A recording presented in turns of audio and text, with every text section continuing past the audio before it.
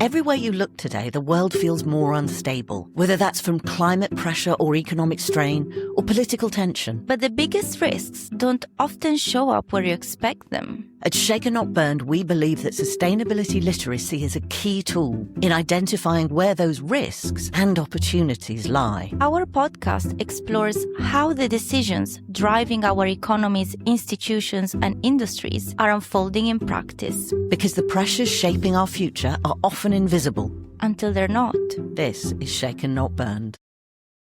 Hello and welcome to the latest episode of Shaken Not Burned. We're all hearing a lot about AI these days, that it will transform business, unlock productivity, and create enormous economic value.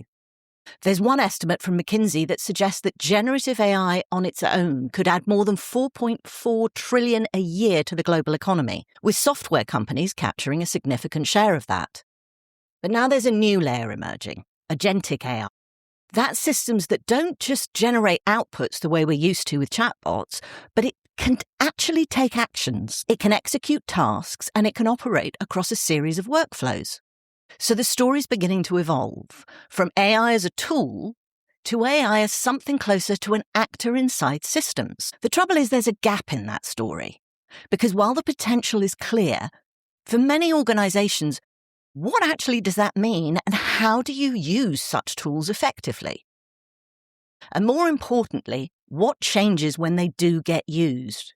Because once AI starts to act, to make decisions, to execute processes, to operate at speed, often speed faster than humans can keep up with, the question isn't just what can it do, it's how that changes the way that organizations function, how decisions are made, and where control actually sits. So today we're going to step away from the headlines and ask something much more practical. What happens when AI actually moves from supporting decisions to acting within systems?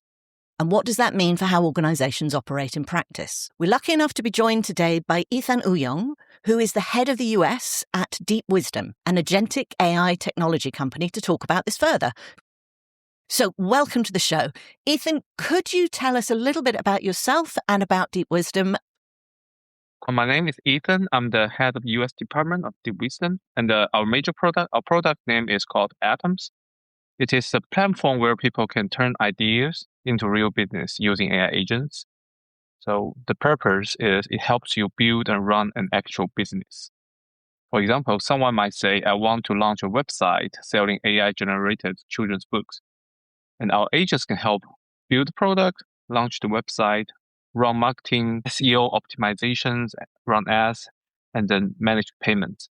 So everything end to end. And we call this a new concept called, it's a shift from vibe coding to vibe business. So turning an idea into a real company. And the more details about Atoms is that it is a multi-agent system for that's building revenue-ready products with our autonomous AI teams. So instead of helping people write code faster, we help them make decisions, then execute, and then monetize everything end to end. So in a single prompt, Atoms can research a market, design a product, build a system, launch it, and optimize revenues. I mean, that's an incredible thing to be able to do. I think there are questions around the example you used of creating children's books, because AI-generated children's books, there'll be interesting elements to that about local culture and the role of creativity and the human vision. But what's fascinating about this is you're talking about a platform where effectively the decision-making is taken out of human hands and it's put into the hands of agents. So how does that actually work? How does it change? How is that possible? I think the shift now is AI is shifting from the one-step interaction to a continuous process. So before agentic AI, you ask a question and AI gives an answer and you stop there and you keep asking.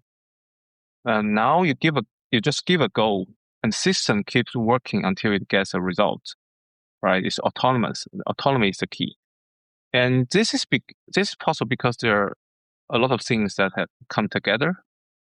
Models now are way stronger and they are evolving every day. They can handle multi-step reasoning. They're strong at that.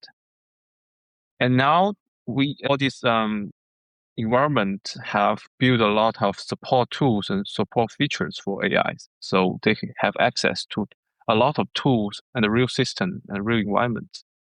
So basically they can see way more things than they can previously see when it's just a chatbot. They have much more context. And then they run in a loop where they can observe outcomes and adjust. Instead of you ask, it answers. It becomes you set a goal, it plans, it acts, it checks, and it continues. So I think that's the major big difference now between the generating the content and actually doing the work and taking actions. I'm really interested in how this is going to work, because obviously for a lot of people working in businesses, that's kind of scary, although it is a way to democratize the ability to create a new business. What's interesting here is what are the sorts of decisions that are being delegated to AI? If you're actually creating a business from scratch, agentic AI within a business, what are the sorts of decisions you can give to an AI today? So I think before you delegate decisions to AI, you at least need to understand or have a rough idea about what you're trying to achieve, right? Like at least you understand you are trying to sell stuff, right? You understand you're trying to build a SaaS tool, you're trying to build a game, and then you may have to at least tell AI that what kind of game it is, what kind of product you're selling, and what's the advantage of you, right? So you need to try to provide as much context as possible to the AI with clearer goals, but you don't actually need to tell AI the details of executing of how to achieve your goal, right? To achieve the same goal, there might be multiple technical solutions. There might be like a lot of combinations of these small decisions. I think that's the key. So you are delegating execution level decisions. Those decisions that are frequent, time sensitive, and data driven. So you don't need to decide every small step. You define the objective, and the system handles the continuous adjustments. For example, a company may decide to grow in a market, maybe using ads, and the system decides which ads to run, how to allocate budget, and how to adjust over time, depending on which country you are trying to run ads and what kind of targeting. You don't have to do very micromanagement or very technical researches. You may not even know how to do that. Maybe you don't have the technical background. So it's even impossible for you, but that's okay. That's what AI is good at, right? So strategy stays with humans, but optimization and iterations are delegated. I can see that that's incredibly appealing for people and companies who are trying to accelerate their move into a new market or the creation of a new product. I mean, this might sound like a really stupid question, but I'm just trying to understand how it works. How do you know that the AI is optimizing in the right way? Because one of the things you mentioned was going into a new market and doing the research. I would have thought making the decisions about those sorts of details would be more of a strategic thing. And yet you describe them as execution. So I'm trying to understand the line. How do we know that they're making the right choices? That's a very good question. And I think the key here is the benchmarks. You need to have the correct benchmark and evaluation platform, right? So then you have a correct way to measure the outcomes. And you also need to set up rules and constraints to the AI agents, because you don't want them to run out of control, right? They spend all your money, and then they run ads on your behalf, but maybe that ROI is not that good. But again, ROI is more metrics are actually the key here. You need to have a benchmark before you actually run in production, and you try to test run it and to see how it comes. And you probably need some way to ramp up the traffic, not just a fleet from 0 to 100%. You try to, test, iterate, evaluate, and keep that loop and keep verify the AI is doing the right thing. And you are actually designing the correct way to delegate stuff to AI. So it's not just one step. There are multiple steps, and they're running a loop, and be cautious about that. There's a logical next step to that question, which is exciting about the opportunity for speed and autonomy. But what do organizations gain from using that And what is it that they're giving up in return? So they definitely get speed, they gain a scale and a consistency, because system can operate continuously. It can run far more experiments and adapt faster than a human team, right? So, but they give up some level of visibility and intuitions. So a lot of smaller decisions happen inside the system at the speed and the volume that's hard to fully track. And it actually is impossible for a human to check every decisions and every step that AI has taken. And most of the time, they just check the key milestones, the major milestones, and they evaluate if that's expected or not. So it's fast, and it's cheap to just restart, because AI is just so efficient. Execution is no longer that expensive. You just restart from zero. Like, this idea is, or this execution is totally wrong. It's not my purpose, or this is not expected. And you give feedback. Like, what we need to do is A, B, C, 1, 2, 3, and the rules are 1, 2, right? So basically that's context, and it will go again. And you don't no longer care about the details or the small technical or small decisions. So it's so the trade-off is faster learning and execution, but less direct understanding of every decision being made. Now, you see, that to me is interesting and potentially scary, because I can see that if you are setting up a business and you're new to it and there are lots of skills that you don't have and you want to get to market quickly, this sounds like the perfect solution. But if you're already within an organization, the idea that you have less oversight of some of these decisions does raise the risk of things going wrong or something happening that contravenes a regulation or a law in some way that you're unaware of. How can organizations manage that risk? What I'm really interested in is whether or not Agentic AI is currently a safe route for companies in terms of brand value and liability and all those sorts of things. Like I said, so execution is cheap. So basically, if you put AI on things that they are allowed to make mistakes, or once they make mistakes, the loss is controllable, and they can just restart, and that will be okay. But if you're doing something more risky, finance, money, then like trading, right? All those kind of areas you need to be very, very careful about using AI or how to use AI. But overall, in general, we need to probably set clear permissions, what AI can and cannot do, no matter what task you're doing, and the verification, how you measure whether it's working or not. So you don't push everything to the end unless you really want it. But you can set milestones, right? And then do these checks, and then observability, right? Ability to trace decision actions. So when things go well, you may not even bother to check all these logs and this decision exit. But if something went wrong, it's very important that you can observe and find. So it what is went wrong. auditable. That's a really important one, because I think you mentioned trade and finance, and they're obvious areas where the potential liability and the potential risk is very high. But can you help me understand what sort of problems or what sort of environments or what sort of execution points is Agentic AI particularly useful for? So AI works well if there's training data provided. That's how it works, right?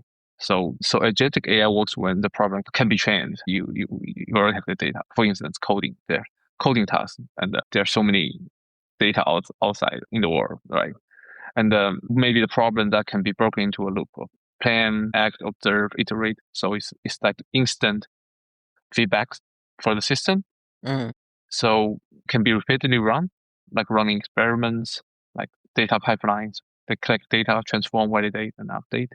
Those things have a SOP, right? Standard operating procedure that can be defined and passed to agents as context. So they are really good at those well-trained tasks, and also things that can be broken into a loop with the SOP.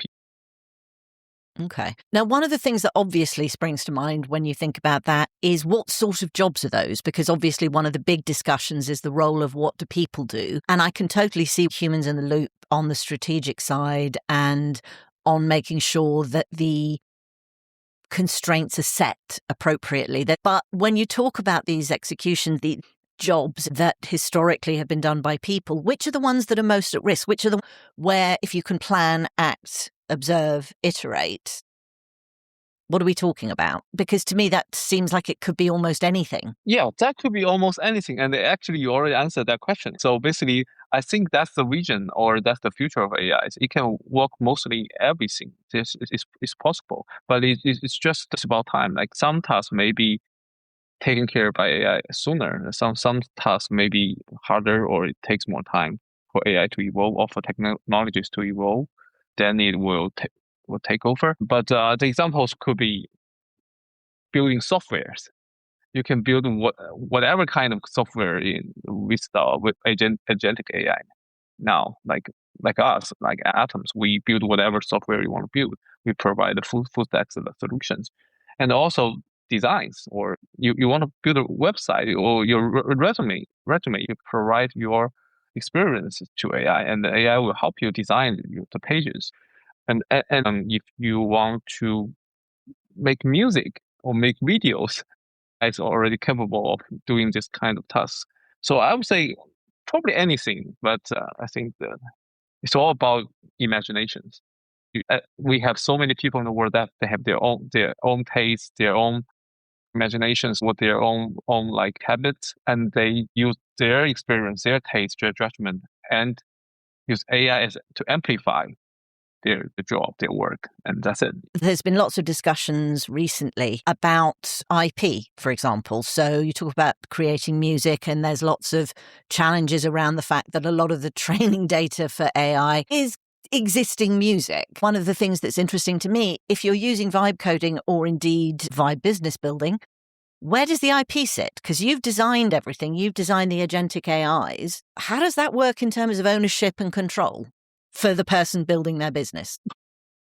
I think that's a good question. I think we don't have a finalized answer to that because the technology changes so fast, and there has been a lot of debate and discussions about this already, right?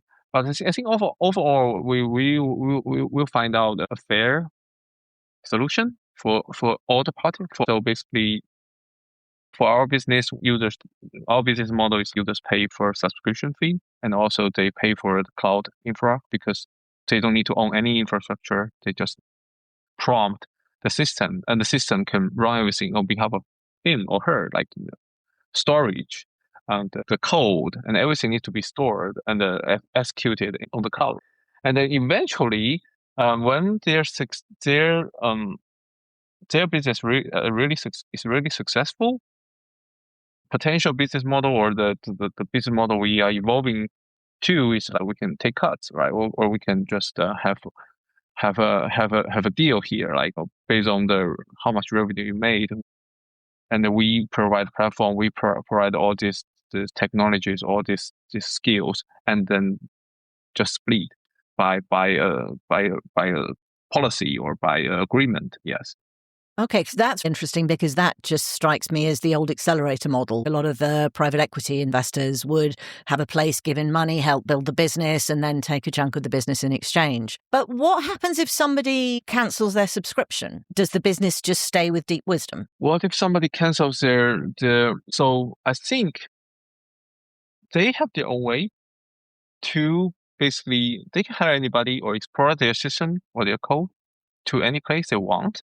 Okay. It's linked to GitHub. So basically, they're free to cancel, they're free to quit or whatever they want to do, but they still have to have the contents that's delivered. That was built originally, so that's what they would be paying. Yeah. Okay. This is obviously an area that's still evolving. You said yourself that you're still developing the business model. And of course, there are these other issues around the use of AI, because I come at this from a point of view of interest in climate and sustainability and technological disruption and what that means, what it looks like. But many of the systems that we depend on, whether that's energy and supply chains or climate, they all involve trade-offs and long-term consequences. So where do you see AI working around those kinds of really complicated real-world problems? Because I think given that AI is changing all the time. The business model itself is still evolving. These complicated long-term issues of the systems we rely on, they're not evolving as quickly as the technology. So how do we deal with that issue? Or is that something that's not considered? Just to clarify, you're talking about like sustainability and the climate? Yes, I am. I mean, what I'm really trying to understand is what risks are there for organizations if they rely too heavily on AI and then the water and the energy impact suddenly becomes an issue? So I think AI systems, especially large-scale models, consume massive amounts of energy. This is it, and this is not just current usage, but the trajectory. More models, The trajectory is crazy. more inference with always own systems. So I do like the space solar power station that's being built by Elon Musk, right? So the thing is, we cannot forecast everything, and just maybe in the future is no longer an issue, right? But for now, it seems to be an issue because we're costing a lot of energy for this, and actually we'll just And be water, open. because that's important. Water, right? So everything will just be tokens and energies, right? Electricity, right? So I'm trying to say that it's definitely important, but also this trend is irreversible. So once you go into AI, once AI is having this strong power, you cannot say, hey, let's stop using AI for coding, right? Well, engineers keep using your own judgment for coding when given AI is actually coding so fast and so good, or AI is building software with a single person or just a very small teams. But also the energy part or the technology for energy and for water is also evolving. And that might also help that area. In the medical business, the AI has already helped a lot to design or develop research new medicine that can actually save people's lives. And I think that's just one example, but in terms of energy, water, climate, it's very possible we come out with better ideas, technologies that solve this problem. So we cannot foresee everything, but I'm still optimistic about the future. One of the things I find challenging about it is that while I agree there have been some fantastic advances in technology and AI can do some amazing things, and certainly through the use of AI we have a far better understanding of how these systems work and how they interact. I think one of the fundamental problems is that the implementation of technology is not necessarily a technology issue. It's a policy issue and a financial issue. So these two things may not be resolved at the same speed. Possibly is a question for a different interview. What's interesting here is if we're talking about this trend in AI, this acceleration in AI for everything, that means that AI is increasingly shaping the decisions we make and when we make them, because I think timing is very important. What does that mean for individuals and organizations in terms of them understanding the system they're operating in? Because you said yourself, sometimes the AI works so fast that human beings can't keep up. Yeah, so I think the key here is humans need to define clear objective and constraints.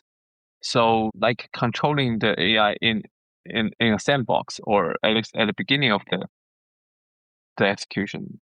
And the system generates options and selects among them. And also human beings need to make key milestone decisions. But the first step is that humans need to be capable of making that decision. That require a lot of experience, a lot of domain knowledge, a lot of you need to be actually, right? So that's, even if AI is so powerful, it's still determined by who is using AI, right? It's not like everybody or anybody can just make AI output the same result. So I think two things. First is people still need to be good at what he's doing or what she's doing, right? And then people need to be good at harnessing AI systems. So basically, these two skills are now coordinated. Unlike before, you just need to be your own domain expert. and then you run your stuff. But now that's not good enough. You also need to be good at harnessing AIs. You need to understand the boundaries of AI, what AI is capable of now, what AI may be capable of in the known future. So it's all about this. I think I'll call it this chemistry effect, right? So yeah, you don't need to fully understand how AI works. You don't need to understand all these AI technologies like theories, but you need to try to be good at your own domain and also try to be good at operating AIs on your domain. I think it's going to be difficult for a lot of people, but I think it does make sense. What I'm taking away from this is that a lot of what we're talking about in terms of human in the loop is about decision making at different levels and different categories of decision. And I suppose my question would be, over the next few years, how do you actually expect the balance between human decision making and AI-driven action or decision making to shift? I think it's hard to define balance now. Like in a perfect world, I would imagine I just say something, hey, like my AI agent, I just name him like, then today I want to complete task 1, 2, 3, 4. And then you go ahead and complete that. And I'll just do whatever I want to do. Like I grab coffee, I chat with friends, and I play pickleballs, play tennis, right? And then AI will complete the task. But we are not there yet. There are a lot of people trying to close that gap. But for now, at the current point, I still need to clearly define problem, clearly restrict the permissions, what is allowed for AI to do. Like you don't want AI to send some emails or message someone that's not desired by you, or that may, or like make a important business decision and just send it to your partner, right? They need to be controlled there, because they don't gain your 100% trust, right? I think that's everything. Permissions, trust. That takes time. That's why we still need to try to understand AI, try to learn from AI, and also try to set these rules and set this context to AI. It does bring up the question of, at the stage we are today, it's very clear that human beings have got to be in the decision-making process because things can go wrong. So you've got to be there, not an issue. But what we're also talking about makes a clear trajectory towards a place where, as you say, you ask your agent to do something while you go out and have a coffee. But that is going to have an impact on the jobs that are available, who has access to AI to use Agentic AI, because you're going to have to be able to afford to subscribe to something like DeepWisdom. So is there not a concern that this is almost, pop will eat itself, that by creating a system where we give all the decision-making eventually over to AI, that there is no role for humans? Yeah. A lot of traditional roles will evolve or change or shift. For example, for engineer roles, we now have like front-end engineers, back-end engineer, testing engineers, etc. You name it. But now I think with AIs, the engineers will just be more on harnessing AIs, managing AI, supervising AIs. So it will be the agent engineer, right? So because agents can work on the front end code, work on the back end code, work on the test code, right? But you are still the engineer that harness or control the whole flow. But I think it's just a shift of job titles, right? That's one thing. And the other thing is for people to subscribe to AI or about the cost. I think if you want to hire someone, a software engineer, it's way more, 100 times expensive than hiring agentic AI agents. Yeah, today, absolutely, unquestionably. It's just what that might look like in the future. In the future, it will be more cost efficient. Just will definitely cost less as the technology is evolving, both hardware and the software. But I think the key thing here is, I think we say, what would the education look like? Because that's the concern. Who's going to be trained up? Who's going to spend years learning how to be able to supervise an AI engineer agent when, if all you're doing is keeping an eye on an AI agent, it may not be seen as a particularly prestigious or well-paid job? But you cannot imagine that some random people can harness AI very well. because this for now, right? But in the future, nobody can tell 100% about the future. But from the current perspective, education is still very important. We still need to learn how to do critical thinking, how to understand the world, how to understand physics, to learn physics, learn math. That's still required for human beings, right? You need to be well educated to actually build more values to the world, or deliver more values to the world. And also taste, right? The judgment and the ideas. You need to have good ideas to actually make AI start to execute. Those things require a lot of logical thinking, critical thinking, a lot of knowledge, right? So that's still very important thing. Don't think that we we no longer need that. I think that all these areas are still required in this AI world. What stands out to me from that is the fact that education's going to need to change, because if we're working in a world of AI, then an educational system that effectively was put in place to teach people what they had to do in order to hold down a job has got to change so that people are taught critical thinking and comparison and logic and all of these things. And that is going to be a bit of a leap, but a fascinating evolution nonetheless. The next question I have is, what do you think companies or people most often misunderstand about how to use AI effectively? I think different people will have their own philosophies about using AI or their own experience. But in general, first thing is don't imagine AI is just a chat box anymore. It's way more powerful than the chat box. Use try to take better advantage of using AI. That's one thing. Just to try to open your mind. And second thing is you no longer need to try to micromanage AIs or try to correct every step or think, hey, maybe AI is just not that reliable. I think AI is so reliable on execution or making its own decisions, as long as you give AI a clear constraint, objective, and context. So focus more on the bigger picture on harnessing supervising AI. Spend less energy or time on micromanaging Or worrying? or worrying. Yes. So, if there was one thing you would want our listeners to take away from our conversation about how AI is changing the working environment, decision making in organizations, what is it you want them to understand? So I want to say that again, the key change is that the gap between idea and execution is becoming very small and becoming smaller and smaller. Once a goal is defined, systems or AI system can act on it immediately and continuously. So let's focus on the part that we are responsible for. So we need to define the right objective and have better judgment and taste. And then, as for us human beings, we need to. I think what AI cannot do so well is like building trust and understanding people and understanding the real needs for people.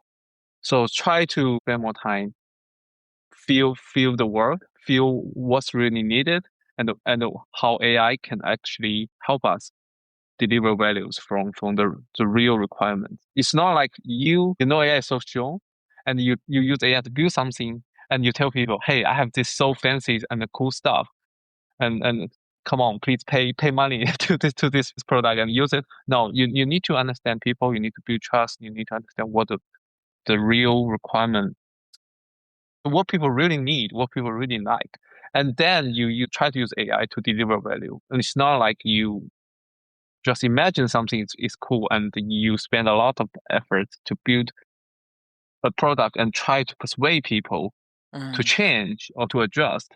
So be careful about the direction, and pay more attention on or spend more energy on building your own taste, building your own judgment and ideas.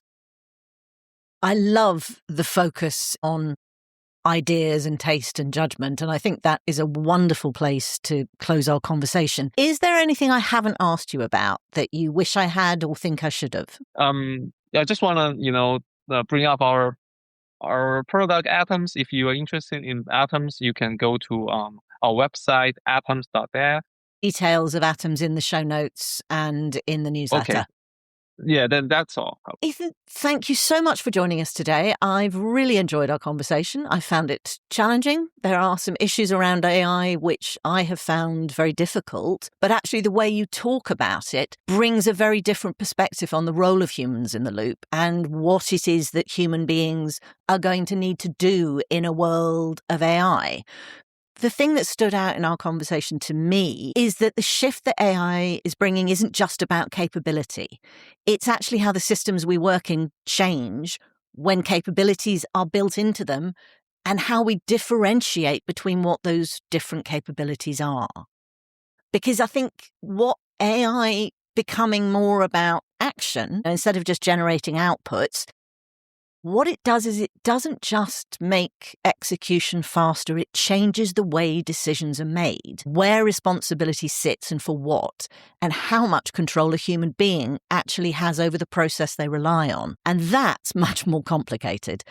Because it doesn't matter what system we're talking about, whether it's business or infrastructure or sustainability or AI, none of these systems are simple. Using them involves trade-offs and uncertainty and consequences that we may not always be immediately aware of, but we have to hold in mind when we're thinking about the future.